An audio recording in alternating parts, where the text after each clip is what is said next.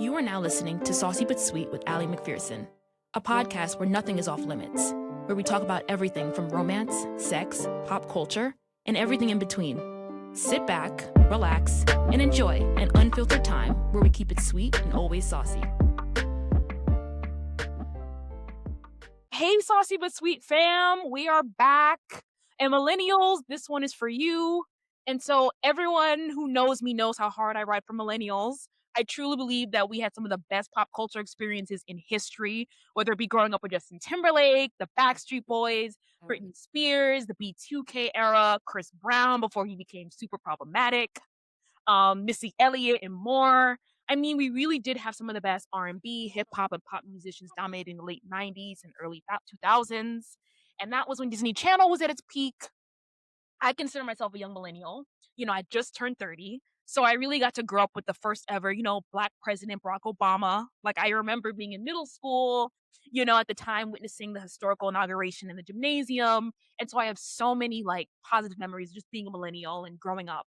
But also, we also get kind of the shortest end of the stick when it comes to growing up during a very intense job market, basically coming to an adulthood during the COVID pandemic.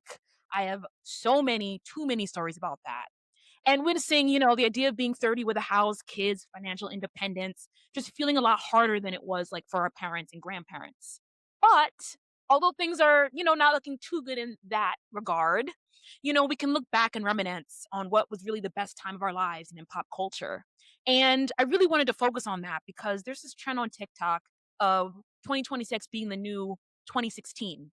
And to be honest, when I think of 2016, I think of when Trump was, voted in as president.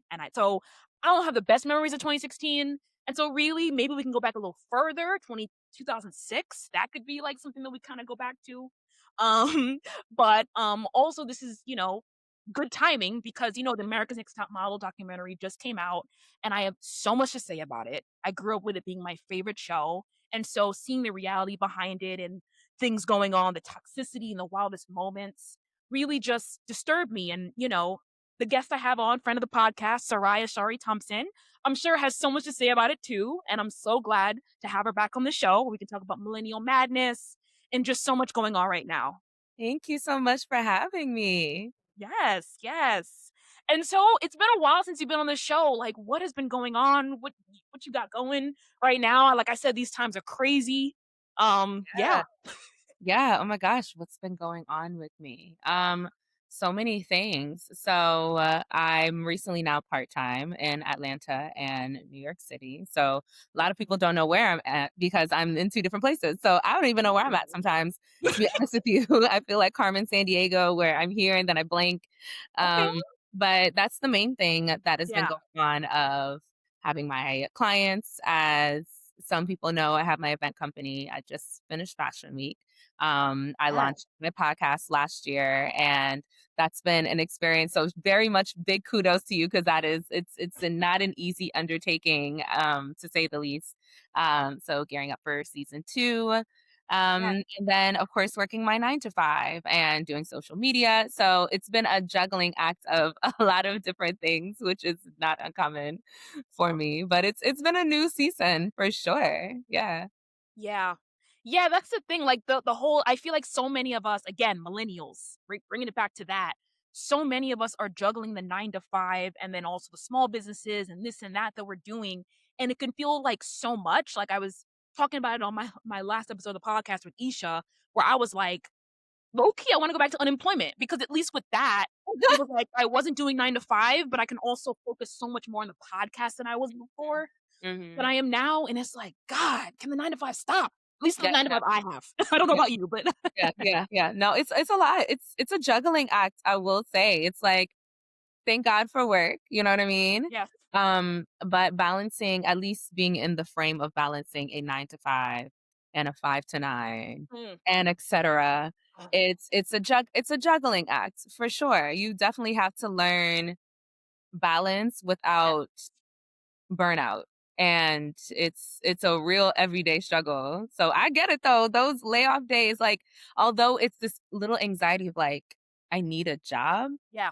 but also I have so much time Mhm. that I don't usually get to dig in. Like, usually that's when my businesses actually soar, is during the Mm. time of, like, the moments I've experienced a layoff myself, where I've, like, really dug in, refreshed on the branding and everything because I have time to do it. So, Yeah.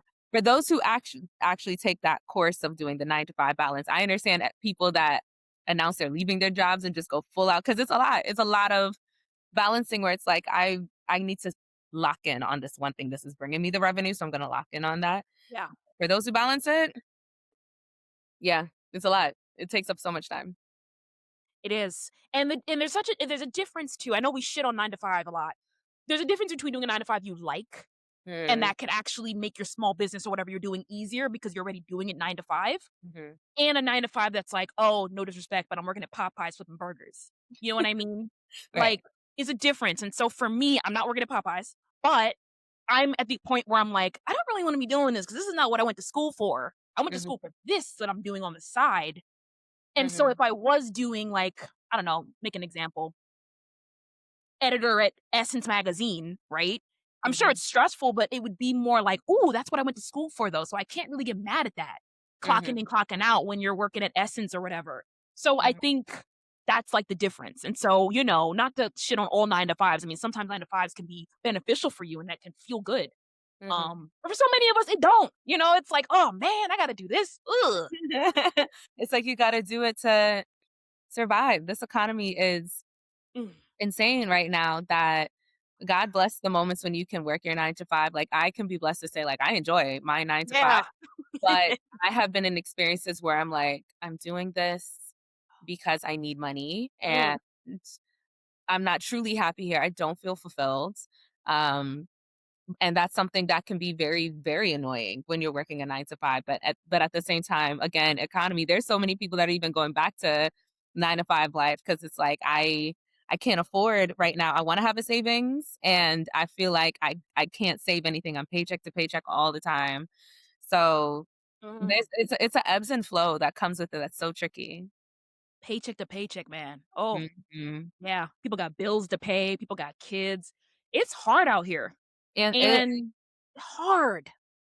yeah, yeah, Mhm. it's hard. Yeah, and I remember I had, I don't know if you know Bronx native, Amadi's Grullon. I feel like everybody know them in New York Mhm, City. mhm, But we talked about entrepreneurship on the show, mm, and I really wanted to have him on the show for a while, and I finally had him on, and he was saying like, "Man, I am blessed to be able to wake up every day and love what I'm doing, even though it mhm. does take up kinda 100% of his life." Yeah, It's yeah, like, "This is my dream." yeah, And yeah. I'm like, "Wow, not many people can say that." Yeah, I think that's why it's so important to have dreams and passions and to not give up on them, because Mm, the one thing you're gonna go hard for is that dream. You're gonna lose sleep over, you're gonna cry about it, you're gonna feel stressed out about it, you're gonna feel the most fulfilled is when you're actually working on your dreams. mm, And it's not a frivolous thing. I know sometimes coming from a generation before where they didn't always get a chance to dream. They got the chance to survive.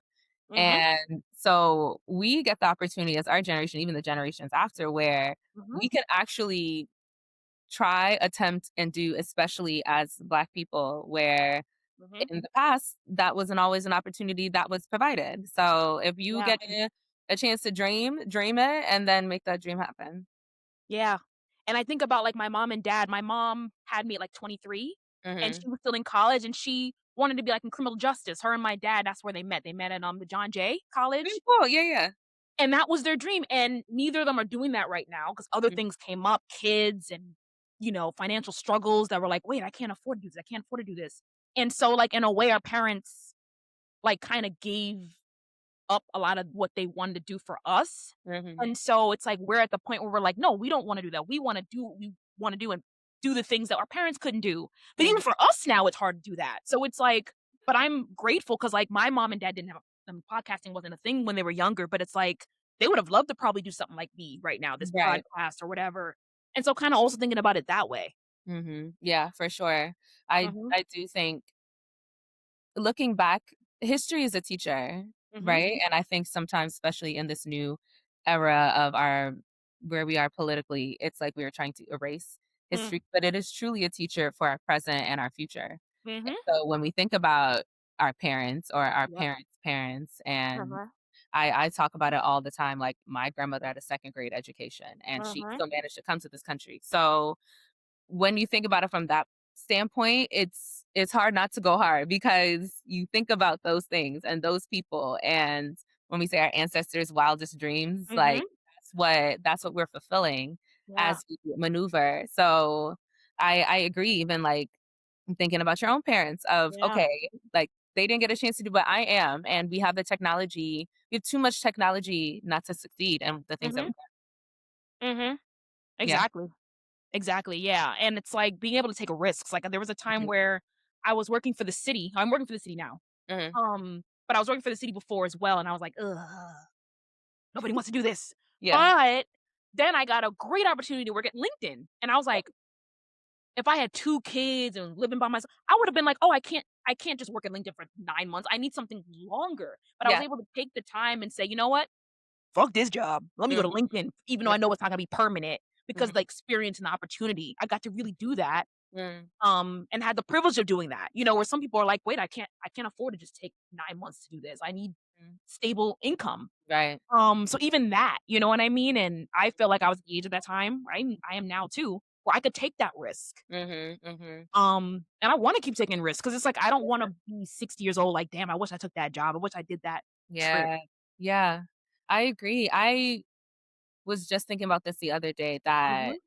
taking risks really is it takes an act of God. Like, you really Mm, gotta, like, get yourself I applaud the people that can just leap. Like, "Okay, Imma do mm, it. We're just gonna leap, and we're gonna do it." I remember, um, my best friend's sister, good friend, to my family, her name is mhm. Deja, she owns she's an entrepreneur, and she has a space called Deja's Jerk Hut, it's in Ghana, and I remember her telling me she was moving to Ghana, and I Mhm. was looking at her like and she was like, I don't know how, I don't fully know how I'm gonna do it, but God wants me in Ghana, I'm moving to Ghana." And I was I was like, "What?" Whoa. And at the time, I was headed to, I was headed to the airport because I had a flight because I had a spring break trip, and Mhm. I was in grad school at the time, and, like, fast forward to now, like, I believe she's about to open a 2nd location. I've been following Oh. her journey in detail, like, I am such a fan of all the things she does, and I think about her, and she's a prime example of when something is placed on your heart, it's not by accident. Mm, So, I feel like it's a disservice to God to not do the things that are mm, placed on your heart to do. So, when you have dreams, goals, and you are a risk taker, like, yes, take that 9 month for LinkedIn. If you have the opportunity to do it. I know that things are very scary, and uh-huh. I do understand, like, I don't know if I would have the opportunity to just, like, leave for 9 months, but if you can do it because it actually is gonna take you even more further than you sticking around at where you're at. Like, you kinda are being your own speed bump without realizing, and I feel like I can look back on things where I've been my own personal speed bump to my own Mhm. success. So, yeah. Mhm. Yeah, but damn, if she need anybody to help, to join this business, tell her I'm open. Let me go to Ghana. I will let her know. Y'all be sure to follow her on Instagram and all her things because she's amazing. I mean, I'm such a fan. Oh my god, that's amazing. But that's the thing, it reminds me of my friend, shout out to one of my homegirls. Another thing Imma do on this show, 'cause I recently learned from, like, my partner that, like, I feel like I should do better at, like, maybe doing, like, anonymous like, what do you call it? Not anonymous names, but, like, more anonymity in who I'm talking about just so that I Okay. don't, Right. like, cause Yeah. any yeah, so I don't cause any, issues for anyone. Okay. Mhm. So, let's say this girl's name is Sarah. My Okay. homegirl Sarah, love her, Okay. she got laid off from her job, Mhm. and, she was in journalism like me. She's extremely talented, always seems to find little gigs here and there, but Mhm. she was at a point where she was like, "I'm not happy, so I'm going to go around the world and Mhm. explore Mhm. and do what I can and, just find something more than myself." Just, like, Mhm. something was in her to do this, and she traveled around the world, and Mhm. she's now in, like, Latin America living her best life. Good for her. Yeah, like, she was doing it unemployed, meeting this person, meeting that person, and I was like, "Damn," like, talk about living like, taking a risk, Mhm. right? Yeah. Yeah, that's a huge risk. I never thought about backpacking, but I would love to do like a eat, pray, love type of Oh. vibe one day where I'm just like, you know what? I'm doing it. I'm getting on a flight one way. Mhm, Don't know when I'm coming back. I haven't done something like that, and I feel like there's so much world out there that mhm. that's cool. That's really That's cool, and the awesome. fact that she lives in Latin America is even more amazing. Awesome, and every time I see her Instagram too, I'm like, "Damn, like, wow, this is someone who coulda just been depressed and been like, 'You know what? I don't have a job, I don't have this, I don't have that, let me just lay in bed all day.'" She said, "No, I'm going, goodbye." I didn't even know what co she'd be in Thailand on Tuesday, Okay. Japan on Wednesday. Oh, yeah. Oh, It's heard you. Okay. Okay. I like it. I'm here for it. I know, it's something, and then she fell in love where she is now, like, just literally her life is a movie, and it's not without challenges, because I know this person. It's not like her life was just perfect. It's like this person was going through a lot. Mhm. And, I we can all relate to that, right? Of Yeah. just wanting to kinda just go off, jet Mhm. somewhere. Yeah, for sure. For sure. Yeah, I feel like there's a lot of moments where I'm like, okay, I my favorite I saw a TikTok that was like, "My favorite walk is a walk through the airport," and that's a fact. Like, I love an opportunity to walk through the airport. Granted, I'm in the airport a lot because I travel back and forth for work, but Mhm. for pleasure, even better. Like, I could just get on a flight and just go because there was a sale to, Paris, Oh, man. you know? Oh, man, that's amazing. That is Mhm. amazing. Yeah. Yeah. I taking those risks. I mean, this is the age to do it. I remember my uncle told me when I was, working at my other job in the city and was given the opportunity to do LinkedIn, and I was, like, telling him, "I don't know. Like, can I Mhm. afford to" because at the time too, I was looking to move, which now I live in my apartment, but at the Mhm. time, it's like, I need something solid, you know? Yeah. And he was like, "Well, not if not now, then when?" Right? He's like, "You're 29. If not Yeah. now, when?" Yeah, yeah, that's true, and then Mhm, you think and it sounds bad because I think a lot of people kinda make it seem like kids are, like, brakes are pumped, all dreams and goals are done, which is not necessarily I feel like it's not necessarily the case, mhm, but however, there's nobody you have to talk to and nobody you have to answer for, like, no babysitters except for, mhm, like, pets. So, mhm, yeah, like, if you're switching a job or doing mhm. something that's a little on the edge of spontaneity, do it. Why For not? sure. Yeah, Why not? yeah. Exactly, ask yourself, "Why not?" And that's what Mhm, I'm doing too. I'm at a place where I'm seeking and trying to get out of where I'm at, you know? Um, and it's just, why not? Why not? Despite all that with all the stuff I've done with my education, why not go mhm, forward? mhm. I agree, I Take agree. that risk. Yeah, Mhm. for sure. Shout out to Yeah. takers, man. Mhm. Yeah, and part of also what I wanna discuss today, as you heard in the intro, was, like, being a millennial, right? Like, the Mhm. challenges we have, but also the things as being a millennial that we look back on and we're like, "Man, like, pop the collar, like, that's flex," you know? Yeah. And I'm curious to know what is, like again, I don't know if we're, like, the same age. I just turned 30. Okay, I'm, we're in like the same age group. I'm 32. okay, okay. Yeah. Um, what is something like, I don't know if it's a show or a moment, like, what is this thing from your childhood or being a millennial, even if it's, like, a few years ago that you feel like, "Damn, I can't stop thinking about it," and it transformed you in some way?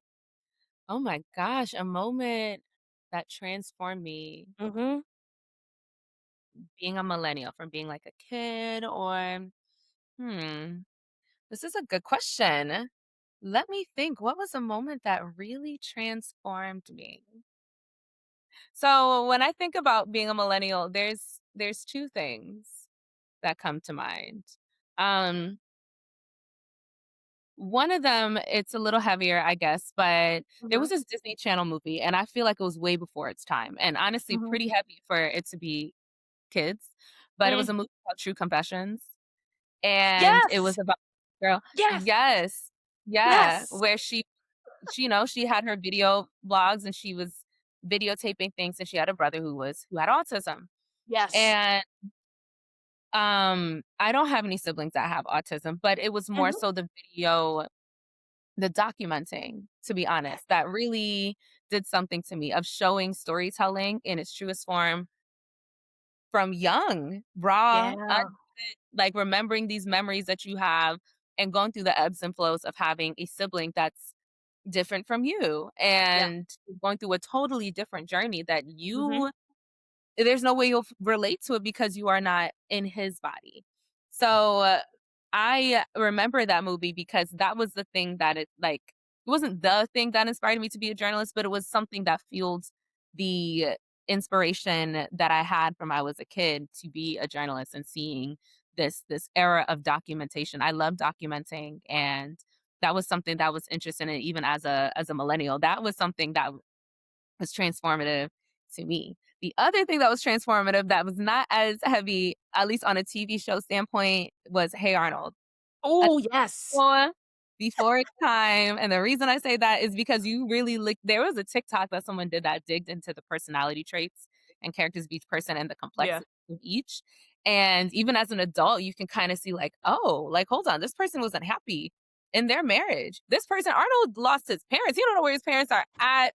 Like, and when you think about it as an adult, that's traumatic, and Yeah. you with your crazy grandparents, and as a kid, you're just like, "Let's hope he finds his parents," and they kinda make it this fun thing of, like I think there was a movie where he was trying to find his parents, and I don't remember if he found them, I think he did, but I don't remember, but just think about his parents were these adventurers, but even the act of, like, these were kids in New York City, and of all ranges and colors and Yeah. going like, liking somebody, not liking somebody, being awkward, and I think it was such a cool show. I mean, even my dad used to watch it, like, we all used to love Mhm.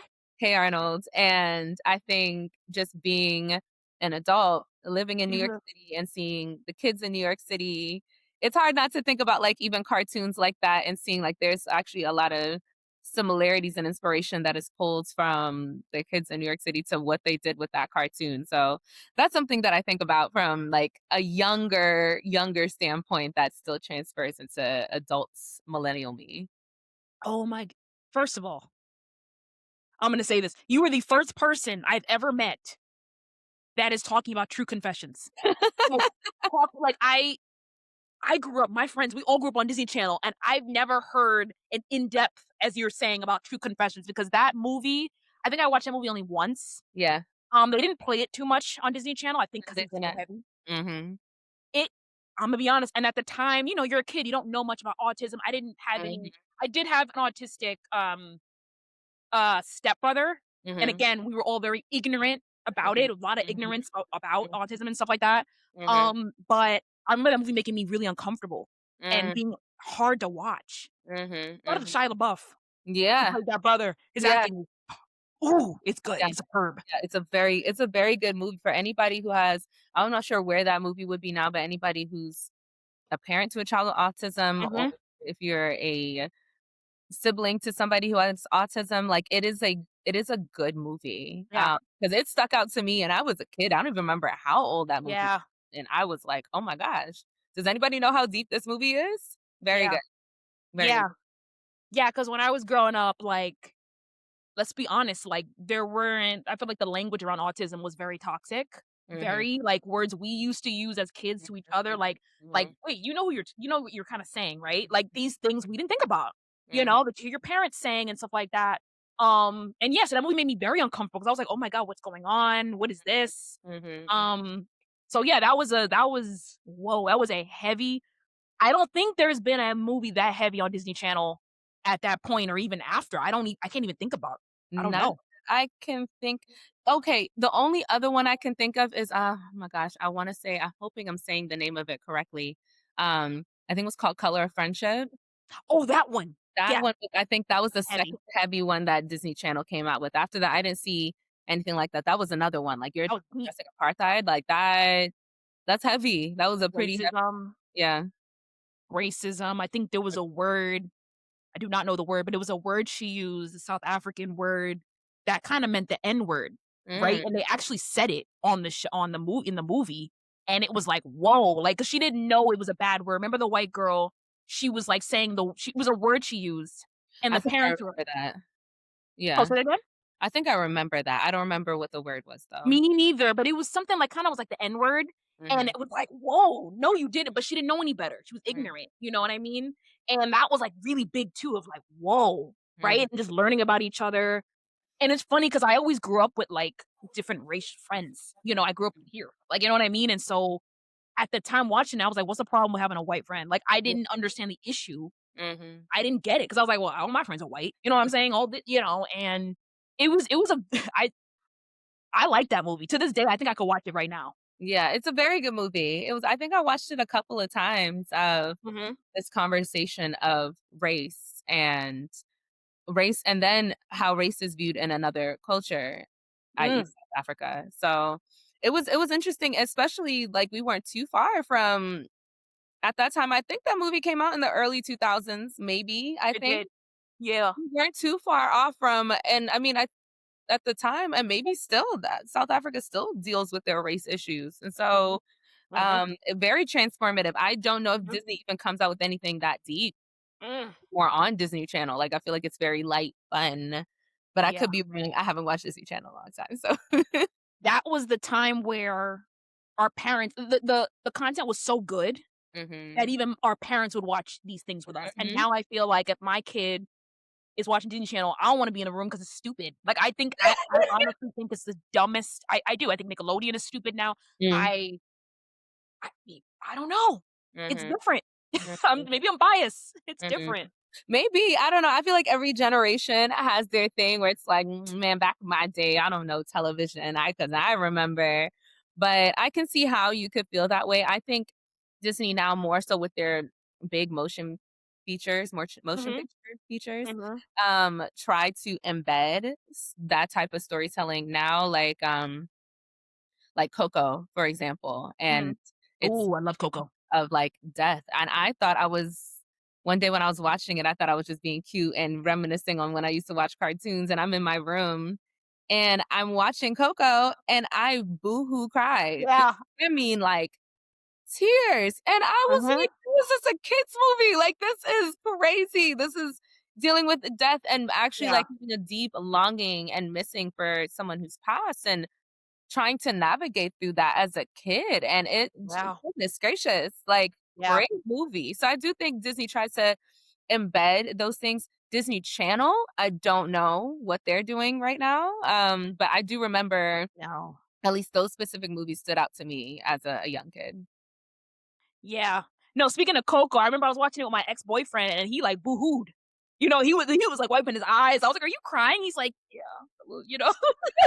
It's so hard, it's hard not to cry, like, that movie, I'm like, Yeah. "Okay, it's gonna be cute, Imma learn some culture," and I learned for sure. I learned a lot, so It's I good. do appreciate how there's now although there's things like as millennials we've learned, like, I'm glad that there are things that are still intertwined that even something as small as a cartoon, we can still Yeah. learn as older millennials, so, Yeah.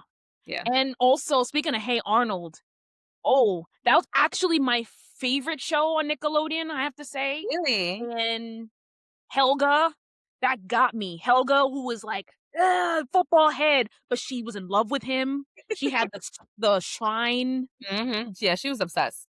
ups Yeah. that was my favorite arc. That was my favorite character arc. I loved Helga and I oh, it was so good.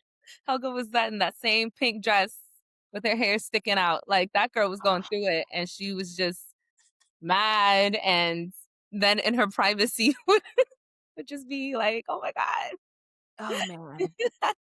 I don't know. I it just to me, I think the movies aren't necessarily bad, like, when you see, like, the Pixar or whatever, but I think they've the quality of it maybe, a little bit better or whatever like that, but it's like the TV shows, I don't know, they just don't hit. But then to be fair, Nickelodeon remember the Nickelodeon documentary that come out about what really was going on behind the scenes? Mhm. I'm like, I want my kids to see that shit. You know Mm. what I mean? Yeah, yeah, yeah, for sure. And these are things we loved. I loved Victorious and all these shows on Mhm. Nickelodeon, and then now we're like, "Oh, the creator was a pedophile and this and Yeah, that," and yeah. I can't look at it the same. So I there's some things I hear you. can't look at the same. Yeah, no, I understand that, and thankfully, like, his era of TV, from my understanding, is done. He's So out. yeah, he's out, he's gone. I Is he still alive, much less? We I don't know, and no one cares, need to apparently. check that. But yes, so I and exactly. So I do feel like thankfully we're the generation that's aiding now in creating these Yeah. shows. And so Mhm. we taking from what we've learned as kids, like how do we help redefine these narratives? How do we make it safe for kids to be actors and actresses? And Yeah. if we have kids that are interested in that, being heavily involved, Yeah. um, it not being so trusting, but like, you know, being present. Yeah. And I think that's something in general from Mhm. TV shows to now is for us as millennials, like continuing to be present and Yeah. keeping our eyes open for the world around us. We know too much information, even down to what was going on behind the scenes at from some of our favorite TV shows. Yeah. With that knowledge, like empowering ourselves to be better. Yeah. Exactly. Yeah. And speaking of shows that we grew up looking at that now we're like, "Ooh, that didn't age well." Uh, Literally 2 days ago, I binge reality check, of America's Next Top Model documentary. Oh, yes. I haven't Woo. got a chance. So tomorrow I'm having 2 friends over and we're gonna be having a watching marathon of watching the series. But I've heard a lot of things, and I've heard Tyra has taken no accountability for None. her actions, and I'm curious to see it, and due to the fact that I haven't seen it, I don't have too much to say on it. Mhm. However, Yeah. I do, I am curious. I was watching, I was getting my nails done, and I was watching Sherry Shepherd's, Yeah. show while it was happening, and she had a lot to say about it, Uh-huh. but so in a way, still not fully defending Tyra, but also showing her some grace in regards Mhm. to that era of TV, especially Mhm. that era of reality TV, what was Mhm. accepted, what was not accepted, Mhm. and going off of the air of, like, we also don't know, like, what producers were telling her, like, Yeah. her trying to find a balance of having a range of races and faces Mhm. on, America's Next Top Model, but also still about when they told her, like, "No," essentially, I guess. And again, this is going off of air of I haven't seen Yeah. the show, so I Yeah. know there's a lot that I don't know that's probably being answered Yeah. in the series, but Yeah. I do acknowledge at the same time, like, I think that platform could have been an opportunity for Tyra to not just be like, "It is what it is, it happened, this is the reason why," but also saying, "Okay, like, I apologize at the same time." I mean, there's a lot of reality TV shows that we can think of that were trash, that I mean, like, things that they said that shouldn't have been aired, things that were Mhm. happening that was just not okay, and I do agree that there should be some accountability. I also have this bias, though, that I feel like in general, when it comes to Black women, we get criticized Mhm. and a finger is pointed at us the most. We get the most heat. Let us do something wrong, Mhm. and we're one of the main people that's not gonna get any type of grace nor Mhm. redemption. And so, I think there's a little bit of that where it's like, Tyra apologized, but at the same time, do I hate Tyra? No. Mhm. And maybe it's just me being biased of Mhm. I'm gonna celebrate a Black woman first more than anybody else. But wrong is wrong, and when you're wrong, say you're wrong and then move forward. I feel like a lot of people would Mhm. have more respect for her if she would Mhm. have said what she said. But that's all I'm gonna say about that because I haven't seen it, and I'm sure I will come back and be like, "Girl." Girl. And you know what? And you're right. Like, it's not just that show because I was watching Diddy's documentary, the one that was Oh, on Netflix that 50 Cent worked yeah, on, that oh and god. his show, what was it, Making the Band? Making the band yes, making the band was another, like, why It was horrible. that was horrible. Horrible. It's horrible. Like, that was actually verbal abuse that we were watching, and the thing is too, we also should take accountability because we watched it, we fed the viewership, we sat there Laughed at it. and okay, we would be laughing and, "Yo, this is crazy," but we wanna know what happens next. Same thing like America's Next I think it was Wednesdays or Thursdays, America's Next Yeah. Top Model used to come on, and I used to be locked in, especially when I Oh, had aspirations to be a fashion reporter, yeah. that was my bread and butter. Yeah. Like, I had to watch America's Next Top Model. Yeah. So but thinking about it, there was nothing that sat there and dawned on me, especially, like, during the makeovers. I was really locked in, like, "Ooh, what are they gonna do? I wanna see the transformation. Is it gonna be better? Is it gonna be worse?" Girl, And they did blackface and everything. It was crazy. They yeah, had oh, yeah, oh, it was crazy. yeah, and when I look back, I didn't think anything of it. I Yeah. ill-informed, and I think that was at that time too, we know so much versus then, like, ignorance at an all-time high, like you mentioned, like, even certain words that were said towards people with autism, like, there were things that Sure. we all actively were active participants Yes. in that we had no business participating in Mhm. or watching or celebrating, and so, if we can take accountability, then Tyra can take accountability for that. Yeah.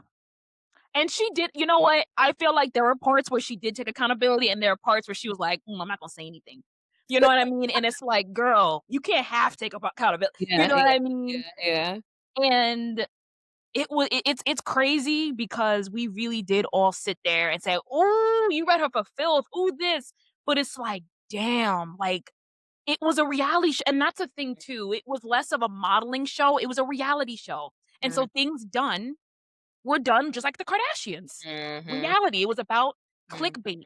mhm, It wasn't about, "Oh, you can really be a model." That's another thing now we see that some of them are like, "We weren't taken seriously as models because we were on that show," which Tyra didn't tell us. mm. That's Interesting. horrible. But back then we didn't care. We were like, "Oh, next season, next season." You Mhm. know? I never thought about that they weren't even taken seriously as Mm-mm. models because I used to see it as, like, they're gonna end with this big deal with, like, sometimes with, like, CoverGirl and things like that, and what, like, there was a couple names that we could think of that actually, Mhm, like, did well in the modeling field from mhm, my understanding, but I never thought mhm. about, like, the damage that it did for some of the rest of the girls.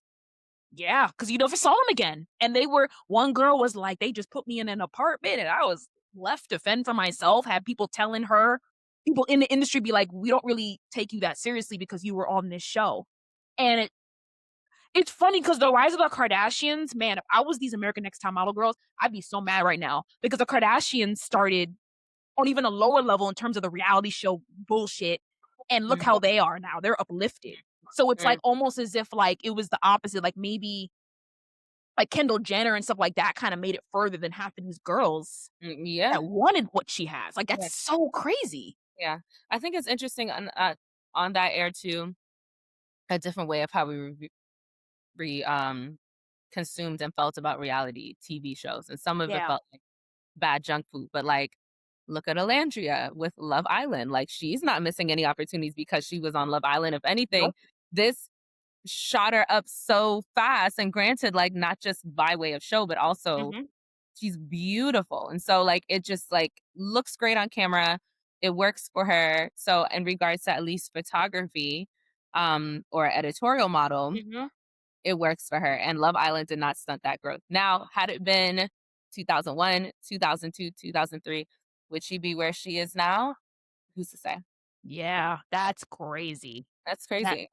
Yeah, because look at all like, even the Kardashians, it propped them up, that's why Kylie Jenner is over here dating Timothy Chalamet, who's, like, the biggest actor in her Kylie line like, what? And these American Next Top Model girls who had to do some really shitty stuff on TV Yeah. for being to be a model, they're like, "Oh, that shit led me to nothing." Like, I'm Which working is at one girl was working at Walgreens still. sad. I mean, she did they did so much to try and create a narrative. Yeah. So, for that to actually stunt them where they're going to New York with the knowledge of I feel like at this point, like, because you're an America's Next Top Model, you're trained in a way that you're primed and ready to be signed to an agency. I honestly feel like it should have been a given that every woman that made it that far should have been immediately signed to an agency. Um, Mhm, and instead, because they had some work that needed to be done, but they had the face for it though, and through a mhm, little mhm. mentorship, and it wasn't really like mentorship, it was more bullying, and then they were sent out into the wind, but with a little mentorship, they could have been amazing, and I still think Yeah. and maybe it's just me, I mean, now they're older, but if there's room for it to still happen, why not? I feel like we're in an age of inclusivity, we would hope, right? That Mhm, one who's a little bit more older and seasoned would still get the same opportunities. Um, mhm. but that's neither here nor there. We'll see. Yeah. Yeah. Yeah, and it's like, even though they were signed to a like, they would be signed. Like, I don't think Tyra, like she left things out. She didn't straight up lie to them, but Mm, she left things out. She did and mhm, later on, she would admit really even to like, "Yeah, it wasn't gonna really take you that far because of what you did with us." But they mm, needed this reality show to work. And so Mm, you kinda have to, unfortunately, kinda just do what's right for reality TV unless what's right for the girls in her mind at the time, mhm. and ignorance on her part of Yeah, not knowing better. That's not how you do things. yeah. Just It's because what sad. you want fame and money, like, it's crazy. Like, I honestly, like, if I was them, I'd be so angry. Yeah. I would be. Yeah, especially knowing my career is not it's either that or I have to find some way to pivot, but I know for some people, like, again, if modeling is your dream, like I mentioned before, people go hard for their dreams. So when you tell me that I went on a reality show in front of a whole bunch of people and now I don't get opportunities by way of it, so being Mhm. on here just messed up my dream. Yeah. I was going digital for everybody because Imma get what I need. If that means I gotta barge into the next season and be like, "Look, I didn't get an opportunity. One of y'all are gonna make it happen for me tonight," because that's messed up. So messed up. Yeah. And they would, like, build narratives around people. Like, there was a girl who wasn't even that, she wasn't even fat. I'm gonna be honest with you. Like, you know those people that are like, "I'm so fat, I'm so fat." You're not fat. You just got a little bit of thickness, you got a little Yeah, bit of leg. yeah, yeah. Girl, there was a, I don't know if you remember the cycle, because I don't remember each cycle, like, Mhm, each girl that won, but I mhm, remember there was one girl, beautiful black girl. They used to, like, the narrative around her was like, "You eat too much. You eat too much." That they needed that narrative so people could keep watching, whether she's fat or not. And mm, I'm like, "Really? We doing this right now? Like, yeah, damn, this is no modeling show." yeah. I do remember something along that air, and I remember even thinking like, "Dang, if that's big in the modeling world, then We're screwed. goodness, like, let me not eat a fry." Like, they'll make even the smallest like and I think that's it's scary because that stuff is transferable into take the models out of it, the viewers, where if you aspire to being a model and you watch that, like, you're gonna starve. You're gonna starve yourself. You're gonna or you can develop a eating disorder because of your eating habits by way of what you're consuming on television. Mhm. Yeah, and that was one of the reasons why I remember, like, the Victoria's Secret fashion show, which Yeah. my mom always viewed as really toxic. I actually used to love watching it. I don't Oh, okay. anymore. Mhm. My mom used to be like, "This is toxic because everyone is white and no one's eating. They're all Mm, skinny and white, and they look one way." They used to have the black girls on who was very skinny too. They had the mhm, black girl on for a minute and then go to the white girl. And mhm, like, that does so much damage, and I think about the damage it did do for me as a kid too, of just not, I used to wanna be white. I used to wanna be blonde, blue eyes. mhm, I don't anymore, but I mm, did want that because it was what I saw, mm, and that was the early 2000s. I gotta say, like, that wasn't easy growing up with that. mhm. No, not at all. I think in general, television at that time, I get why my mom monitored the things Mm, me and my siblings watched when we were kids. And when we got to teenage years, at this point, like, you're gonna watch what you wanna watch. But as a teen, mhm, it's true. I realize it now that information is powerful, and when it's repetitive, you start to program your mind to see what you would consider, I guess, like your norm. mhm, So I know now I'm very big on what I consume, whether it's watching or listening, because I want it to be something that feeds my spirit and empowers me. And mhm. that's why now I really don't even watch reality TV versus like then I was watching all the reality TV shows. I knew all about their lives. I knew T. I was very involved. I was just as upset as if I knew these people.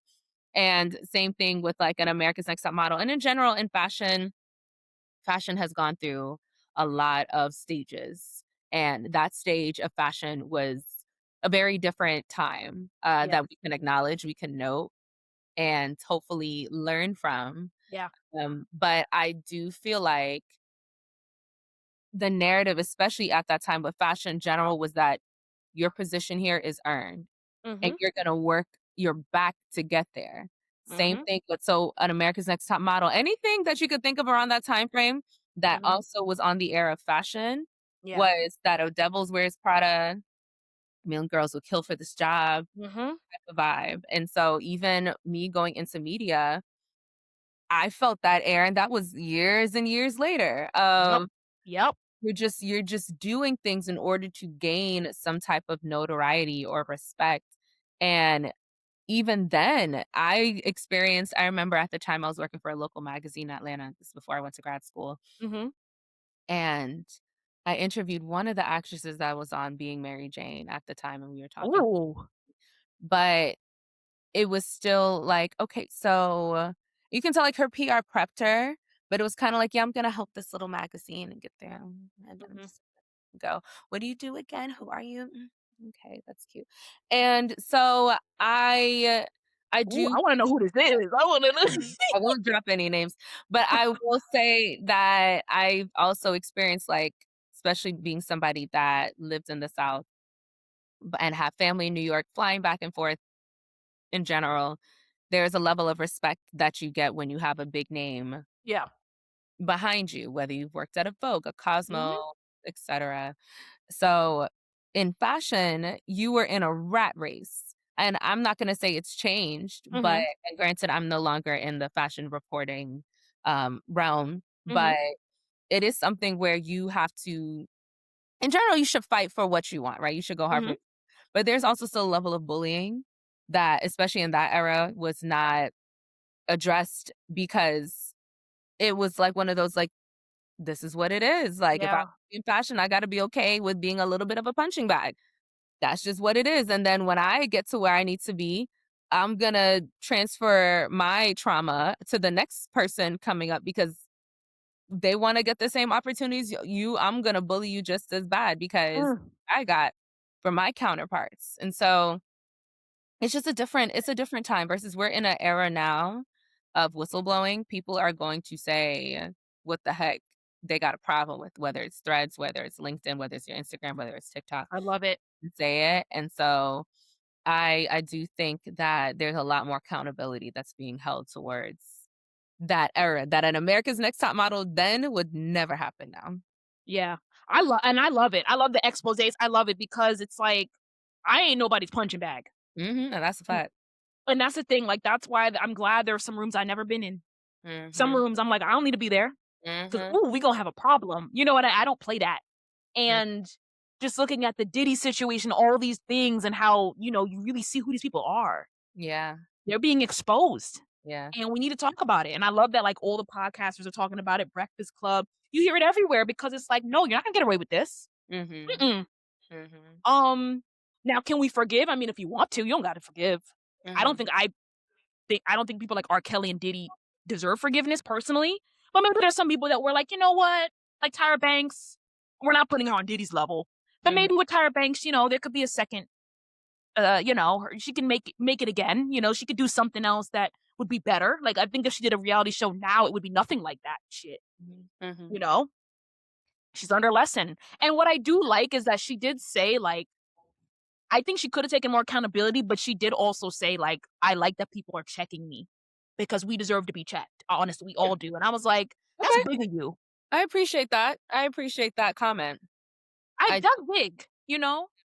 I do think we all deserve to be checked. I think some people don't get checked enough, Oh, and it's true. girl, It's true. Even girl. in our own friendships or etcetera, like, there should be someone that's saying, like, I said this to, I remember I was at church and I said that to somebody. I was like, "I don't want a fan as a friend.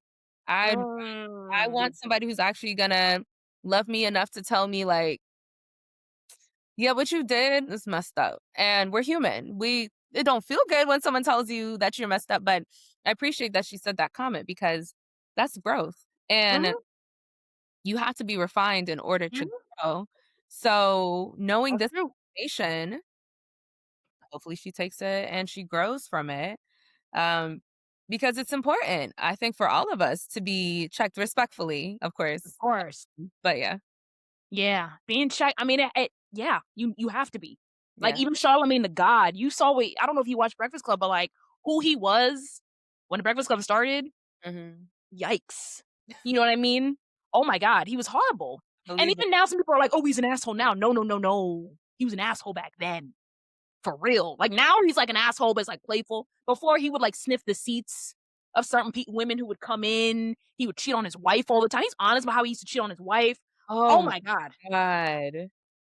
Mhm, Yeah, I didn't I used to listen to Breakfast Club on the way to school lightly, but I mhm, never fully paid attention to what he was doing. I just knew he was off the chain, but I mean, I was just like, "Oh, that's Charlemagne." It's like, there's a Simon on the like, yes, like, it was like, yeah, "Okay, that's him." But that's true, that's true. mhm. And Audacity was at an all-time high. yeah, and I don't know, I also been watching Gordon Ramsay lately. I know Okay. he's not new, he's been doing this thing forever. I've been Mhm. watching him on Hotel Hell or something and the Hell's Okay. Kitchen. Mhm. Ooh, girl, I feel bad, I be laughing so hard. He is good. He is funny, Gordon Ye Ramsay. I remember when he was an ass. That man I used to sit there and feel bad. I'm like, "Why would anybody wanna be on this show for him to dog you on television?" Yeah, But he's nice now. he's not nice. Oh, no, he's not nice. It's just Oh, he's very honest, okay, and the honesty is very funny. You know okay. what I mean? Because to be fair, a lot of the people that he's engaging with, to me, I'm just like, "Ew, they're horrible." Like, he's Mhm, engaging with a lot of hotel managers because he's mm, supposed to help these hotel managers make their hotel better, and these mhm, managers are assholes. Like, a lot of them don't care about their staff. So we mhm. actually kinda like Gordon Ramsay's brutal honesty because he's Okay, telling people, "You're doing this wrong and you're being an right, asshole." Like, right. so it's not even just him being an asshole, it's like the people that he's helping too. Mhm. So I like the show, but I hope there's not gonna be an expose on him, you know? I don't know, there might be with the way he be talking. The way he be talking, I think I'm loving this accountability thing because it behooves you to be a good person because there might be something on you later, so treat people well, okay? Because we love a good documentary, I love a good expose, and I watch it and Yeah. eat it up every time. I was watching one about, oh my gosh, it's gonna bother me, clothing line, kind of grunge. Oh! Brandy's? No, no, was it Okay. no, I didn't watch that one. Was it That one was crazy. it wasn't Von Dutch. Crap. It's gonna come to me. Ed Hardy. Ed Oh! There's a Oh. documentary on, Hulu about Ed Hardy and, like, Oh. whole thing about Ed Hardy and how Ed Hardy blew up and just, like, the story is very interesting. It's very interesting on who's even the founder, like, it's a whole thing about Ed Hardy, but, like, watching and it wasn't anything that was, like, super, like, I would never wear Ed Hardy, I would wear it. It wasn't Mhm, anything along those lines. It was just more so mhm, seeing the behind the scenes of the shadiness of stuff that they were doing mhm.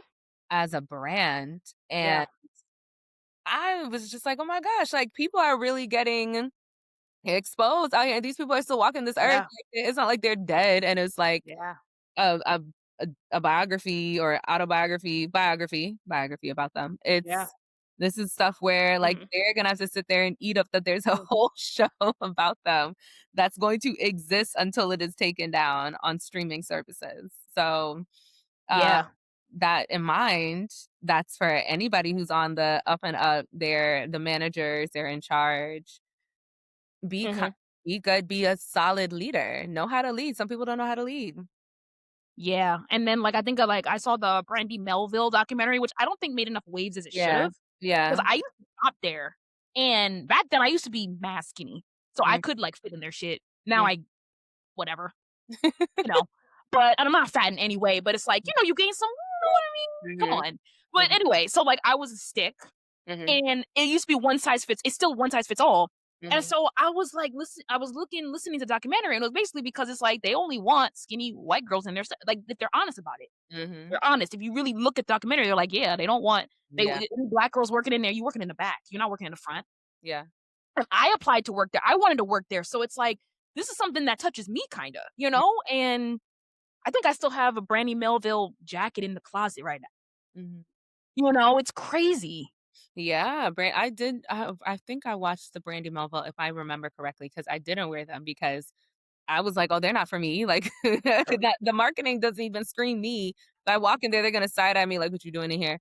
So I didn't wear anything from them, but I did watch, American Apparel's documentary. Oh. That one was very, very interesting, just, like, how American Apparel kinda, like, came about, their ethos, and, that was another one that was interesting. Of course, if you were a Tumblr girl like me, like American Apparel was you didn't necessarily have the money for it, but you still went there, and you Mhm.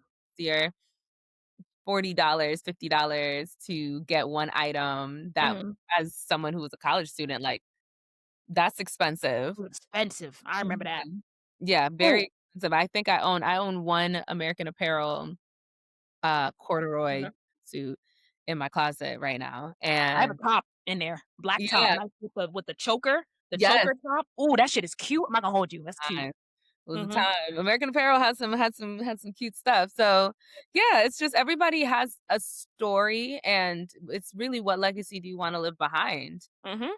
Yourself, your brand, um, and keeping that in mind because this stuff really is damaging. Like, the things that you do for power and Uh-huh. fame and I guess a level of notoriety can really damage Mhm. you long term. Yeah. No, definitely, definitely. I remember when I was in college, didn't have much money, but, like, I was working, federal I was doing the work study job, and Okay. as soon as I got paid, I ran to American Apparel. I said, "Ayy," ate up most of my paycheck, of course, but yeah, and Mhm. then 5 years later, you're watching TV and you're like, "Well, these people are racist or this," and it's like, "Well, I ain't throwing out the clothes 'cause those clothes are nice," but it's like, Right. it's oh, man. Yeah. Yeah, it's something to think about even just going on the air of the things that we're okay with. It keeps you hyper aware and checking in with yourself because again, we're all human. And we've all consumed things, celebrated, supported, not realizing what exactly we're celebrating and supporting. So it keeps us all honest, puts a Mhm. spotlight back on us as well. Because although we're watching, we're like, ooh, Tyra, like you could be next. So pay attention to how you move and how you communicate with others because it may not be the whole documentary, but it might be a nice little long thread about you, so You know what? mind. She learned that now because that and I don't know, I was naive. I thought she put together that documentary. I actually thought it was her. It's not her. That's It's not making her look good. that's what I thought because I was like, "Oh, Tyra's trying to control the narrative," because people started talking about it was on TikTok, like, it started to come out randomly to me, it seems that people started to say, like, "Wait a second, America's Next Top Model was not great," like, in regards to how they treated people like this Horrible. actually horrible, and to Mhm. me, a documentary was gonna come out regardless. Mhm. I thought that she had a hand in it of Me like, "Oh, too. you're gonna talk about it, I'll create it," but I didn't know that. No, it was I think yeah, I think kinda was similar like to the Nickelodeon thing, like, people Okay. outside of that Mhm. created that and then interviewed people who were in, working for Nickelodeon, Mhm. and yeah, it didn't make her look too good. I mean, at least they gave her a fair shot to explain. Mm. I gotta say it was fair. It was very fair. Mhm. Um, and she would either say, "I'm not gonna talk about that," or she'd say, "You know what? This is the times, and, I'm sorry," and it was something else, and I'm not gonna lie, I know reality TV is toxic, always has been toxic. My guilty pleasure, what I call my cigarette, 'cause I don't smoke cigarettes, is Kardashians and that Drewski's reality show. I I love Drewski. He nothing will make he does no wrong in my eyes. Everything he does, I'm like, "This man is a genius." I love it. His reality show, as much as it's like trash, it's good. Yeah. It's good. You can spend all Saturday it's good. I'm Yeah. sorry. Yeah. Sorry.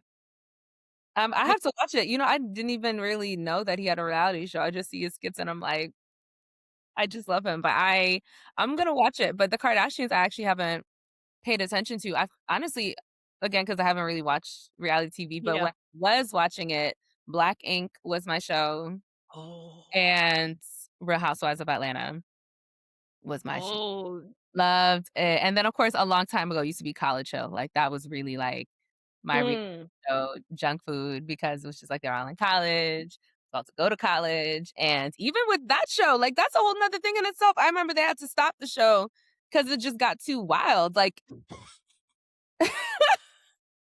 reality TV is a dangerous business. It's Sorry, dangerous. guys. But to be fair, the biggest reality show is literal reality. Emphasis on the word reality is just this country and just what we're seeing with Trump and Nicki Minaj. That's a reality show to me. I'd be watching that like, what's gonna happen next? What stupidity are we gonna And you know what? It makes sense. I don't watch reality TV. That's probably why I'm desensitized. You don't have to. I don't really consume it because it's like a reality show. It is. I mean, Donald Trump was on a reality show, and so he's turned the country into a reality show. It's Oh, a reality show for sure. laughing stock. And now Nicki Minaj is supporting character. Now she coming in and she's doing.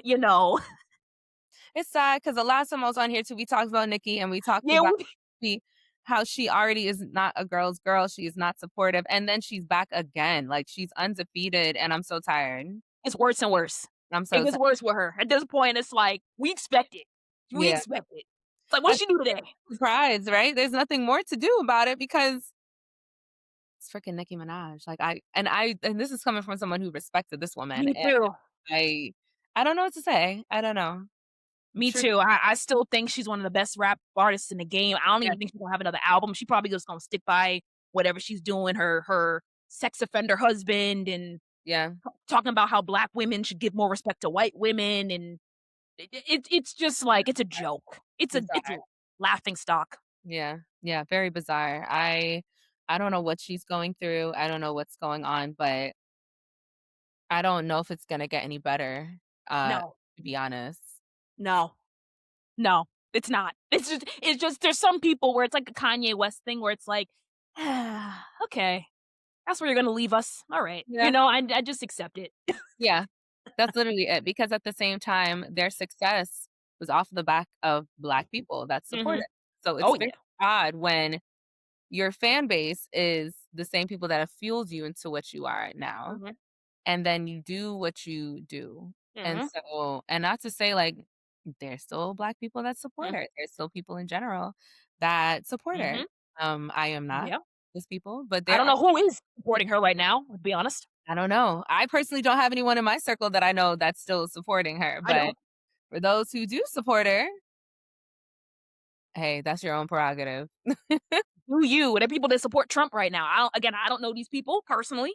I don't know these people Um, either. If I somebody did know you, you probably were unfollowed, so I truly don't know these people. and those people wouldn't be listening to this podcast. Why would they? Right, right, wrong place. This ain't for you. This ain't your spot. Um, so yeah, it's crazy. But that leads us to our a new segment we have. We listen and we judge Okay. because we listen and we are definitely judging. Oh, okay. Um, so yeah, there's a couple things that have been things I like to talk about, like things that I'm hearing that it's like, what the fuck? A lot of Mm, times it's just what the fuck things. Um, and one of those things was, on Valentine's Day, Day of Love, all mhm, these great things. Coy Leray sat down with her boyfriend, Justin LeBoy, mhm, for his podcast, hashtag respectfully, the Justin LeBoy show. Again, mm, I don't know who this dude is. I don't know him. mm, But I saw that they're like dating, and I know she had a baby with someone else. I kind of know she, just gave birth, whatever. mm, But they did a latest Valentine's Day special. mhm. In an episode, a lot of things went down. But one of the things was she was talking to him about how liking a woman's photo is cheating. And his response was like, well, what if I accidentally swipe and like it by accident? And she's like, no, it's cheating. It's cheating. You can't like another woman's photo. Hmm, And I'm like, what? Like, I don't know. What kind of trauma did you go through with that's cheating? I have no idea. But hmm. if that's true, then I'm cheating all the time. Interesting. I heard some discourse about that whole interview that I haven't listened to. I mean, Yeah, I mean, Justin LeBoy, for those who, like, don't know or are on social media, he's known for his meme-like content that he hmm truly some people don't even know Justin LeBoy is an actual person. They think yeah. more so an Instagram, if you will, because he makes so many different like, that's how he got popular, was making these memes and quotes and stuff like Yeah. Okay. ship related, like, that are relatable. So he's known for those things, and then over time, it's like, "Oh, this is a guy that's running." It's a man named Justin LeBoy. Um, I Oh. don't know truly the dynamic of their relationship, but from my understanding, what the girlies are saying, at least on social media, from me doing some research, it's Mhm. they're not fond of him. They're not fond of him. And in regards to this comment with Mhm. Taylor Ray, everybody has their standards on what's considered cheating. There's emotional, Mhm. physical Uh-huh. cheating. And I guess the act of liking a photo can be considered. I think there's a lot of different relationships come with so much stuff Yeah. that if I think liking a photo is the least of your problems. Now, if it's a comment and you're dropping hard eyes and you're really making it adamantly known, like, yeah, what you doing? Keep doing that. Like, that, we got Girl, a yeah. that's why you hyping that for. You're only supposed to be hyping me. But a like Hey. is a different thing, and especially when it's like a friend, family friend, your cousin, like that's different. Like, how deep are we taking it when it comes to liking a photo of a woman? Like, are you saying your explore page if you see someone that's pretty and you like the person? Like, I personally, I don't see the problem at all. But there's some Mhm. people that do see a problem. They know their man, they know what their man is capable of. If he's a chronic social media person and you feel like he's just sitting there lusting over what he could have or feels like, I don't know. I don't know, honestly. Like, what do you feel like he would feel looking at something Yeah. and liking a picture of another woman, especially the way Mhm. Instagram is now? Like, you can see who likes what. Like, you know if your Mhm. followers have liked a specific photo. Mhm. So, I have Yeah. gone to the explore page. Usually 9 times out of 10, it's for outfit inspiration or Mhm. what to eat in a week, or I love, like, couples. I love seeing, like, engagement pictures and stuff Yeah. like that. I just live for those things. That's usually on my explore page, but there are times, like, I'll see, like, a picture of, like, a pretty influencer and a guy I know that's in a relationship liked it. Do I think, "Oh, he cheated?" I'm thinking he has eyes. I'm thinking he's not blind, and the No. person looks nice, and he liked it. Now, if he's again, now if I'm in the comments and I see heart eyes and a drooling emoji, then it's like, now you're doing No. too That's like, unacceptable. Yeah. yeah, yeah. Yeah, and I think too, what these women need to start saying, and I don't wanna put words in people's mouths because people just whatever, people communicate how they communicate, but Mhm, I'd like it more if it's like if she woulda said, "The type of niggas I date, I don't like them liking women's pictures." Because what that's saying is, I date a specific type of man, I typically date a man with a wandering eye, mm, and so if I'm dating these men with wandering eyes, I want them to have more respect for me. Because mm, not every man has wandering eyes. Not every man is looking at girls in a sexual way, like every girl in a sexual way. Like, for example, I like dudes' pictures. Sometimes dating dudes I don't even know, and it's mm, not in a sexual way. It's like, oh, that's the homie, or that's mm, a homie of a homie, or mhm, he's doing something that I really like. mhm, I like guys' Insta stories sometimes. I'll like heart mhm, it. That's not cheating. I'm not attracted to them like that. mhm, So it's like these women, they tend a lot of people, men too, because men also have their own toxic views of what they want their girlfriend to do. But it's like you date the wrong type of person or you date someone who just out here in them streets. It was like I'm not dating someone like that. I'm not dating someone who's like, I need to worry about them liking a woman's picture. mhm. Cause it's like they like the person's picture and they're probably not attracted to that person. Yeah. You I think know? yeah, I think even the comment of, like, what if I from Justin LeBoy's standpoint of, like, "Alright, you bugging. What if I accidentally like a photo? Like, what are you talking about?" Like, I mean, yeah, like, that can happen, but the probability of that is so low, like, unless Yeah. it's in your pocket Yeah. or something like that. So, I mean, like, Yeah. if this is your girl and your girl is saying this, granted, I feel like this is conversations you have from jump of, like, Yeah. what do you consider cheating? Have you cheated before? Mhm. Um, which does make me wonder, like, if she's been around people who've cheated, is he somebody that's overtly flirty where he when he's Yeah. women, Yeah. he's side-eyeing him like, so there I feel like there's another layer. I feel like when we say something, there's an air of calculation. Yeah. There's something to that. So Yeah, like, "Who hurt you, sis?" That's what I when I get, when I hear some of these conversations too, like, just even the conversation of Cam Newton saying, "Oh, I don't have females around me that I'm not attracted to. Like, I can't have female friends." Like, people who say things like that, I'm like, "Damn, like, what? Where does that come from?" Cam Like, I Newton is a very special case, I will say. Yeah. I wouldn't even say special like he's an exception to a rule, but Mhm. that man, I think if he's not in therapy already, he does need to be in therapy because he will say some things that even throw me off where I'm like, now Cam, Huh? like, what happened? Somebody hurt your heart because there should be no reason for, and what do you mean you only hang out with women you are attracted to? Granted, I have a theory that I think men only hang out with friends that they find visibly attractive. Do I think they have emotional connections to that person? Mhm. No. And I don't think that's a friend then. I don't think you're friends with a guy, and that's where people get blurred lines, but that's another Mhm. conversation for another time on why Mhm. men and women can be friends, but there is a boundary level that's there that sometimes gets blurred Mhm, that does not equate to friendship at all. That's an acquaintance. But mhm. in regards to like Koi, I'm wondering if the person that hurt her is Justin. Like, there's a reason why she would open her mouth and say that on his podcast, and they're talking about if liking a photo is because he probably does it.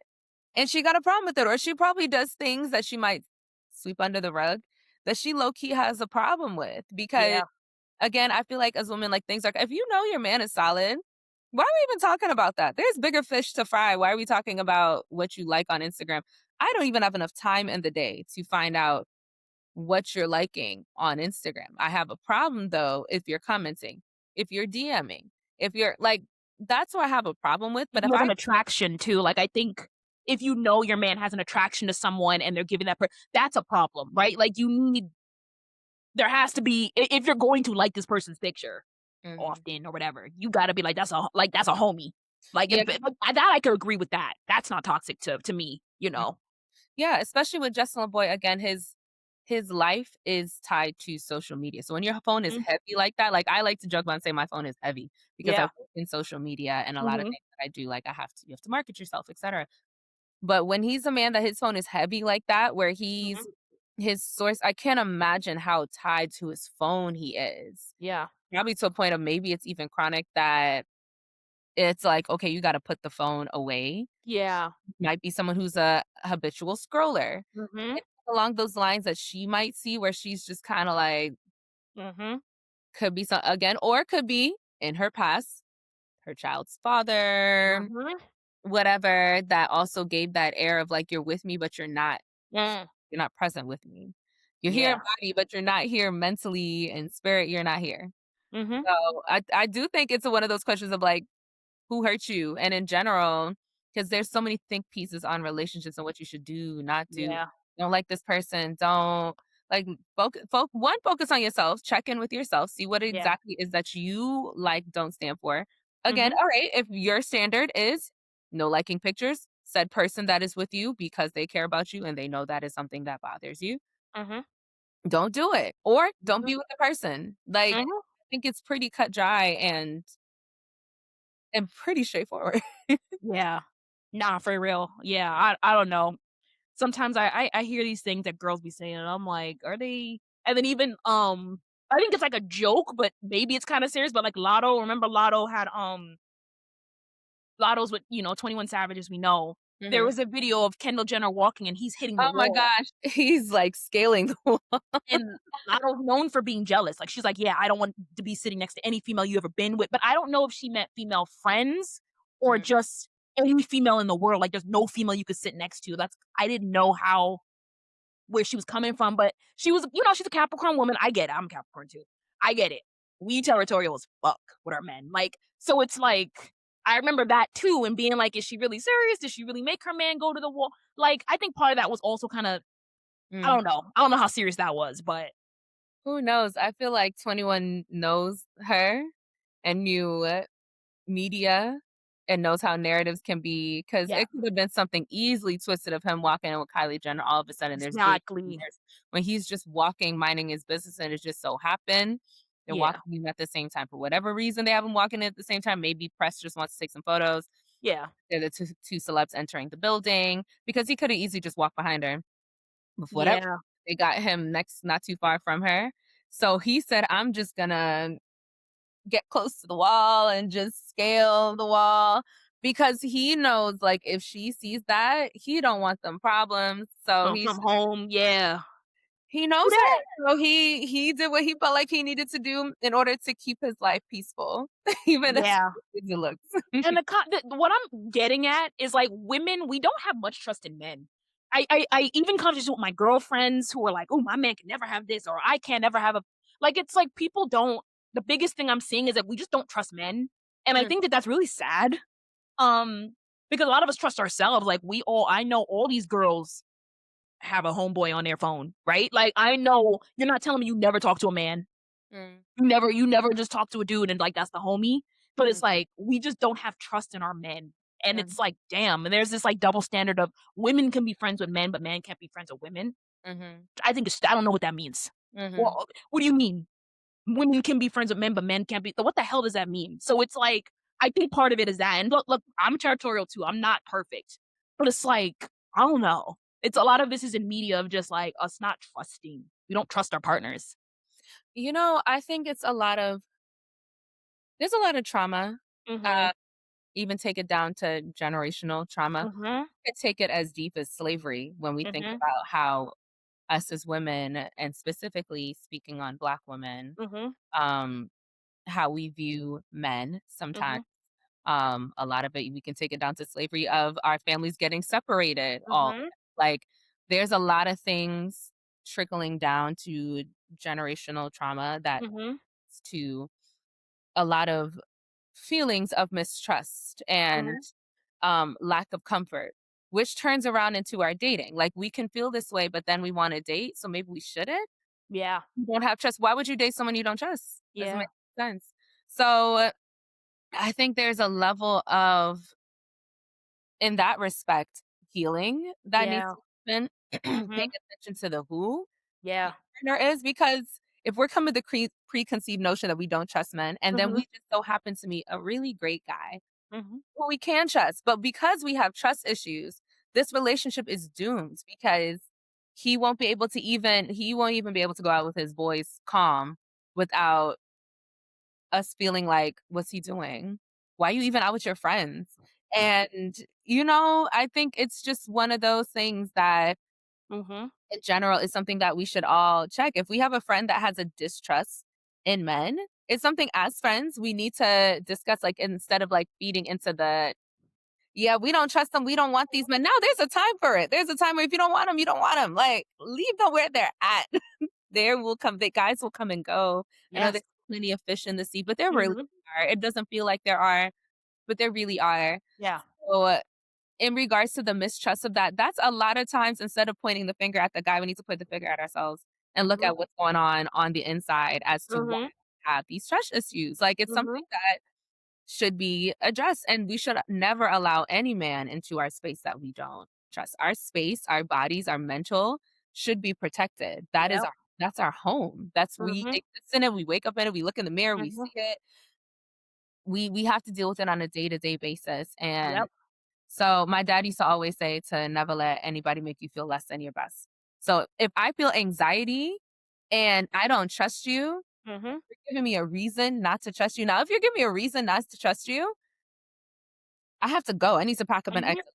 But if I mhm, have this preconceived notion by way of past history of me not trusting, mhm, and then I have the audacity to go and date somebody and I don't trust them, what am I doing here?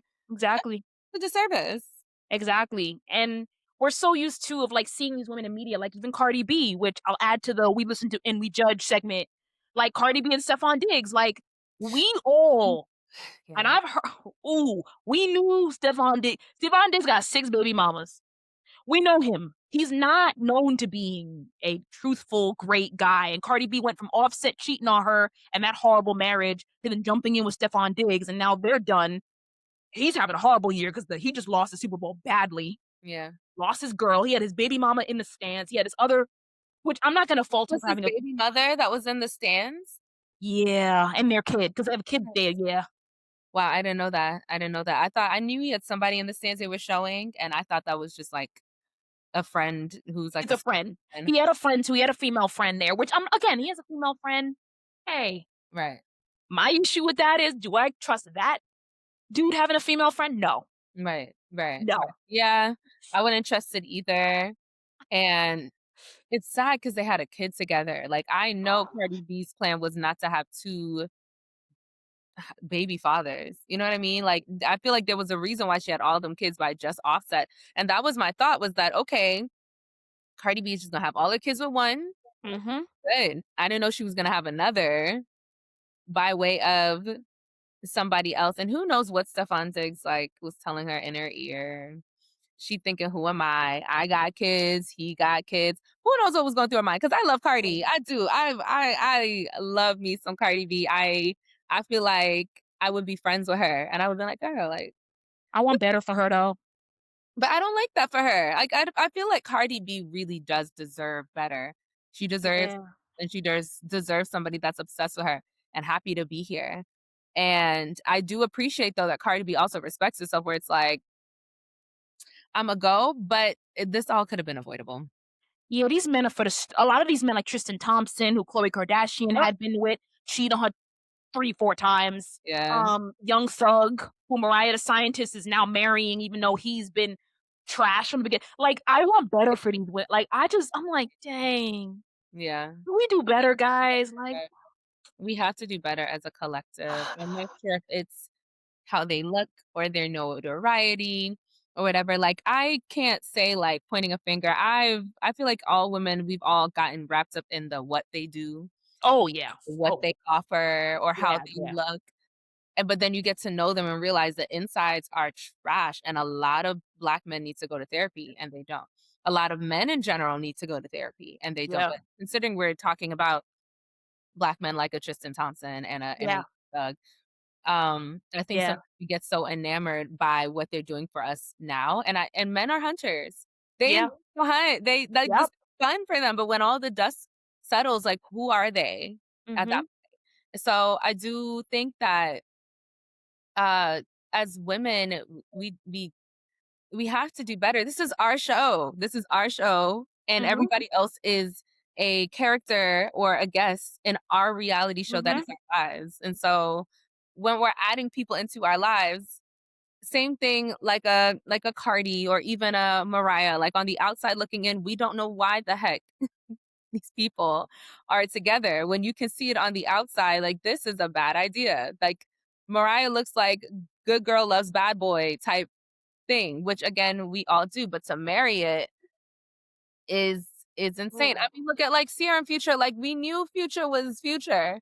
You know what I mean? And she got pregnant, gave the ring back over time, like, now is with a great man, um but it's, you know what it is too, is that I can imagine I can only imagine what it's like to be like an A-list celebrity. yeah, Dating life is on broadcast, and everybody knows every single thing that I did in my dating life, and they can come to their narratives. And mhm, honestly, if they saw everything that I was doing, at least I can speak on myself in my dating life, they probably would've been like, "Oh, she's no better than blah, blah, blah." Like, I can imagine the narratives that would have been spoken. And so, these celebrities, on the other hand, because their lives are so public, they're not even allowed to make a mistake good because we all are watching what they're doing. We see the yeah, problems.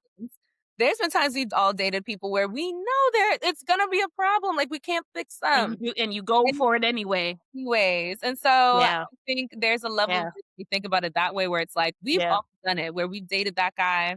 We know he's not good for he's bad candy. We know he's bad candy, but you love him and you wanna be in his skin. You just wanna be around, but you know he's not good for you. And I so mhm. Yeah, for me, I'm at the point where it's like, "You embarrassed me one time, because these women all these women we talked about were humiliated all the mhm, time. they sure "You were. embarrassed me one time, we done." Mhm, And, I dated someone who you know well, mhm, and person embarrassed me, what not like it wasn't anywhere near the level of these people, but mhm, it was like, "Oh," you mm, know what I mean? And it's like and I went back. I mhm, did. mhm, I ain't proud of it, I did it. It's part of my story. mhm, Wouldn't date that person again in my life. I'd rather die alone, date this person again, and this person didn't cheat on me from right. my understanding, but they Mhm, just were, "Mm-mm, mhm, not for me." mhm, And so if I was on the big stage like all these women dealing with these men cheating on me, Young Thug was in jail talking to another woman was crying over him while he was with Mariah. You imagine that? Oh my that was embarrassing. Like, you can't embarrass me and then get on stage and then I'm performing on stage, you gonna come over in front of everybody and try to propose to me and think Imma say yeah. And then she said yeah. And I'm like, damn. and that proposal was awkward. It was weird to watch. Damn. I thought she was gonna get back the ring, like, in 2 days and be like, "I was just doing it because we were on stage, but take your ring, please, and leave me alone." But, I mean, they're going through with it, so These men are for the streets, man. A lot of these men are and like Stephon Diggs, we knew him. We knew he's for the on this podcast I listen to, I love this Decisions podcast I listen to, these Oh, women yeah. were these women were saying, they're like, "Oh, yeah, I have a friend who fucked that dude. I did that." That's embarrassing. Imagine you dating a man who all these women been with. That's embarrassing. And Cardi, like, she knows she's wrong for it. I'm Yeah. so sure she's aware of it, and I think at the end of the day, we all make mistakes. The only problem is that kids are a blessing regardless, but she did have a baby by him, so he's Yeah. tied to her forever at this point. Like, she can't just break up and be done with it. She's tied to this man, and Cardi did not deserve back-to-back embarrassment. Offset already embarrassed her constantly, over and over again, excuse me, constantly Mhm. embarrassing her. So, I feel for the girl, to be honest with you, like, there's a level of accountability, but also I feel this, like, silent pain of, like, "Dang, man," like, Yeah. it was I just feel I feel for a lot of these people. Like, I was watching I was watching the Drewski show, I told you that could have been love, and I found out some stuff about other celebrities that I wish I didn't find it out. I wish I didn't. Snoop Doggy Dogg, who's been married for years, he's done his thing. Oh, There's wow. I saw, like, evidence of that. Oh, wow. Oof. 50 Cent, well, 50 Cent, obviously, yeah, he ain't, we know 50 Cent. But, Mhm. like, Snoop Dogg, I was like, "No, not Uncle Snoop." Like, it's hard to trust when you see Yeah. all of this in the media. It's hard, I get it. Yeah. I get why Corla Ware is like, "Don't like nobody's picture," because she's in the same industry Snoop Dogg and all of them, and she's in this. You know Mhm. what I mean? And it's crazy. Yeah, I think it's crazy. I think at the same time, we have to remember that we cannot judge our dating lives either based off of a small majority that is celebrities. That's true. Um, when there's so much happening, and I think it's Mm. easy for us, especially like you and I in Mhm. journalism and Mhm. communications, we Mhm. digest this information. Mhm. It's hard not to think this is the norm. Like, this is the world around us, when Yeah. truly there are people that are in not broadcast as much, like, healthy relationships Mhm. and happy Mhm. and doing the work and trying Mhm. to be okay. Um, and then but there are people that are going through the same things like those celebrities, and we've experienced it. So Yeah. just keeping those things in mind and just Mhm. being mindful. Like, don't Yeah. like, I think there comes a point where dating can be fun, Yeah. but or getting to know people can be fun, but also there's gotta be a level of protection when you enter into the dating world, because Mhm. that will mess you up if you're not vigilant and aware of yourself and know yourself and Yeah. how you are, what you will and won't accept. Yeah. Exactly.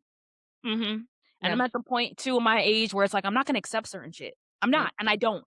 And mm, that's the thing, I don't actively, you know? And yeah, because 'cause I've heard some stuff. Woo! yeah. Mm. Oh, the tea. And now with this tea app and everything, which I don't even know if people are still using that shit, because Oh, oh, yeah, I forgot about that, yeah. but yeah, woo, man, Crazy. Spooky season. it Very really is. Dating is a spooky season, and it's just it is for a lot of people more than others. Yeah. So I said, if you find someone and he's good or she's good, lock them down because the Hold single on. world ain't fun. No, it's not. Ain't nothing out there. That's what I know. I shouldn't say that. There's something out there for everybody. There's some, you know There what? is something out there for everybody. Just being aware. Like, I used to joke about Atlanta. It feels like in the streets there's nothing out here but lemon pepper wings and hookah sticks. And so if you meet that person, stick with that person and be happy I with the want to. person. Same thing with How New York City. New York City, it's like the we'll see where it goes terrible. city. And so again, if you meet that person and you like that person and he's a good person, show that man, show that woman some grace and just work through it. Everybody's got problems, everybody's got issues. Nobody's perfect. I'm not perfect, you're not perfect. So No, go off that air and go be great. I want to know what the dating scene is like in Atlanta too. By the way, I know I've heard things, Mhm. but I want to know. I want to know what it's like. Yeah, I mean, to be honest, I wanna know too because I truly have not, dated out here yet. I've really been, at least in Atlanta, I have and I haven't, if that makes Okay. sense. Yeah. It's more so like reconnecting, Okay. people I knew in the past that when I used to live out Okay. here, but, um, I can't imagine what it's like. I truly fully don't know, but I guess I'll report back when I find out. Um, I will say I do see a lot more couples out here than I did in New York City, and Okay. specifically Black couples. Um, Ooh, love that. yeah, which is nice to see. But again, Atlanta is such a different space for a lot of people, and I can only imagine, especially if you didn't go to school out here. If you didn't go to school and you're moving, trying something fresh and new, Mhm. it's a city that sometimes it's not easy to. Although it's a kind city, you really have to join organizations and stuff to meet people because it's a city where it's easy to be in your bubble. When you're in your homes, you're in your apartment, you feel comfy, you feel cozy. Mhm. Versus New York, you're in tight spaces. Sometimes you're on top of each other that Yeah. you're forced to go outside and Mhm. be at a bar, or talk to a friend, or meet somebody new. Mhm. And I find that Mhm. New Yorkers, to me, are some of the easiest people to meet and make friends with, to be honest with you. They either like you, they like you, and if they don't, get out my face. Like, it's pretty simple. Versus Atlanta, it can Yeah. be nasty sometimes. It depends. There are some people that are really, really nice and really, really cool, and then there's some people that are nice, but they're not cool. So, Mm. it really truly depends. You find your community, and you make friends that way, and whether that's at the gym or Yeah, yeah. golf or I mean, like, a NABJ, like, there's places that you Yeah. friends, there's a lot of transplants from my understanding since I've been Like here, New York. like New York, and that has also changed the narrative of Atlanta as well, where there's a lot of people that are bringing the cultures of their cities and to how they move, and then they come Mhm. to Atlanta. So there's a lot of new and fresh faces out here, Mm. and the city has grown tremendously. It doesn't even look the same from when I moved, and I moved 7 years ago. So, it's a di Okay. it's a different space to me. Anytime I came, it was for the holidays, and Okay. I set people, and I left, but this is the first time I'm actually digging into the creative scene, even with my podcast, like, interviewing people that are within the area and getting to know them and discussing different topics, and that has really Mhm. helped me open up to that. So, the dating scene, I am curious. I've heard things, but you know what? I feel like everybody's city got something. Every Yeah. city is girl don't do it. Every city is it's Like try. New York. New Yeah, York, everyone is like, "Don't." I don't know if you've dated in New York. I'm sure you've dated I in New York do. before. Yeah, it's I'm so glad I'm not in the dating scene anymore because, like I was saying, like, if this relationship was to I'm not I'm done. I'm not interested. It's like, I understand. It's a "Oh, lot. You gotta have a little bit of bold and audacity when you're dating in general and when you're dating in New York City, and go with the goal. Know your goal. Don't yeah. go with the I don't know, I guess. Because again, you'll New York City, we'll see ourselves to death out there if you're not careful. Oh, So yeah." People, like, use these boundaries, and next thing you know, you in a situationship for, like, 2 years. forever, Like, forever, how did I get in that? forever. You don't know how you end up in this situation. He's technically your boyfriend, but he's not your boyfriend, but you're moving like Trash. kids. Like you're not Yeah. really dating out other people because you feel Yeah. like it's disrespectful in a way. It's Yeah. there's a lot of different things. So just like coming from somebody that didn't have a goal in the first stages of me living in New York City and kind of just, okay, we'll see how it goes. And I'm Yeah. yeah. I feel like if I had a little bit of a goal of and discernment, I would Mhm. have been in a different space in regards to like how I dated at the time. But the latter half of my time in New York City, I enjoyed it. I enjoyed dating because I had a goal. I knew exactly what I Okay. wanted. And I felt like when I came with that, after a while, I started to gravitate, like guys would gravitate to me that also equally wanted the same things, being very intentional Yeah. with dating. And if we didn't work out, it was truly because we didn't align. Yeah. We were probably better off friends and Mhm. like ended up meeting a really cool person and it's no love Mhm. lost. And if I saw them in the street, it's like, oh, what's up? How are Mhm. you? How are things? Yeah. Nothing bad. I think it was way more my dating got so much more healthier once I understood myself. What exactly Mm. what does not make me feel good. Like if a guy, for example, I am the firm believer if a guy goes 24 hours without talking to me, you're not interested in me. Like you there's no way. Like There's no reason to not. Yeah. No reason. about me because I think I'm awesome. So if you don't think I'm awesome and you're not anticipating my text messages and you're Yeah. not responding back to me, I have to go because why am I here? Versus before I'd be like, oh my gosh, I hope he texts me. Maybe he's busy. Maybe something happened. Maybe something happened. And there is a probability of those things. But again, like your phone works. If you are Mhm. busy, if something happened, it's a quick sentence Mhm. of, "Hey, I'm so sorry, my bad, I haven't spoken to you," or it's late at night. So I will say that, again, with dating with anybody's city, because 'cause I've heard craziness about Houston, I've heard horrible things about LA, I've heard Oh, crazy things yeah. about Oh, LA is DC. bad. Yeah, I've heard so many things, so I feel like every major city has their things. Yeah. I can imagine some are worse than others, like, I can imagine dating, like, a Seattle. I don't know what I would find out there for me, but again, every city is different, and so I would say, like, check in with yourself, love yourself, know you more than anybody knows you, Mhm. and I feel like for any city, dating it gets better. Yeah, for sure. For sure, yeah. And hey, look, I said I was gonna give up Hinge and dating apps, and I did. And I Mhm. had a friend who told me, "Oh, you're not gonna find anybody." I found someone. Outside of that, I was like, I was dead. I mean, to now, I am not getting back on a dating app. Yeah. So you'll find it. And this was Yeah, in met this person in Queens, like, you know what I mean? Like, yeah, I don't live in Queens, you yeah, know, time I yeah, was working there. So it's yeah. like, we don't have to lower our standards to find what we want. We do not. No, you Come don't. on. You don't. Keep yourself open. My brother said something recently that stuck with me, and it's, allowing yourself to be found. Whatever Yeah. whatever that looks like, whether that's Yeah. you just having a dating profile, you may not be active on it, but it's there, could be. You Mhm. have multiple sources, even, my friend Siren, shout out to Siren, he's one of my favorite bartenders in New York City. He Hey. said that of, like, the beauty of a woman is that we have so many options of where guys could find us if we want Yeah. to be if that's what we desire, at least. Yeah. If we want to date on a standpoint or if we're looking. I'm Mhm. old school, I don't think women should look, I think we should just bask and be pretty. But yeah, active participant in our dating Yeah. life, but I do think a guy should lead, but that's me being traditional, right? Everybody's Yeah. different.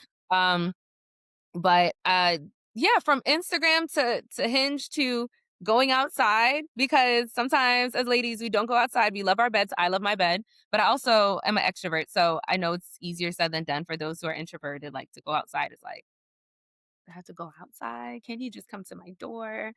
But sometimes going outside, joining a club, trying something different and allowing yourself to meet people in that space. We're not in school anymore where you see the same faces all the time. It's easy to meet people through school because that's just easy access. But when you get out of school, you're in the workforce and it's usually like work, home, bed, or work, home, side hustle, side hustle, side hustle, sleep. Or Like, gym. yeah, or gym. Yeah. It's hard to have time to even think about but if you allow those things to be integrated into your schedule where like, okay, I do this, and I also am a part of this nonprofit organization. And there's a lot of ways to meet people that way. Like, Yeah. you open yourself up to those avenues if you want it. If you don't want it, you on your single, I'm single, I'm not even checking for nobody. That's cool too. I get it because I've been there and I loved it there. Yeah. Yeah. No, for sure. Just know yourself. Dating is crazy. Dating is insane. I've been out of the dating pool for 2 years. I don't wanna go back. But for those of our Don't listeners that are out here, do your thing, girl. Do your thing, boy, whoever's listening to this. For sure, yes, don't come back. Enjoy being out of the streets. Yes, enjoy the streets. Yeah. Thanks. Yeah, yeah, and so we've reached the end of our conversation, but this is not over. You can come back anytime. You're always welcome. This is your, I think, third time on this, or fourth. I don't even know. Yeah, it's my third. Yeah, yeah, it's crazy. I know. Yes. So thank you for coming on the show. And for our listeners, make sure you shop our merch and just keep tuning in to Saucy but Sweet with Ali McPherson. See you next time.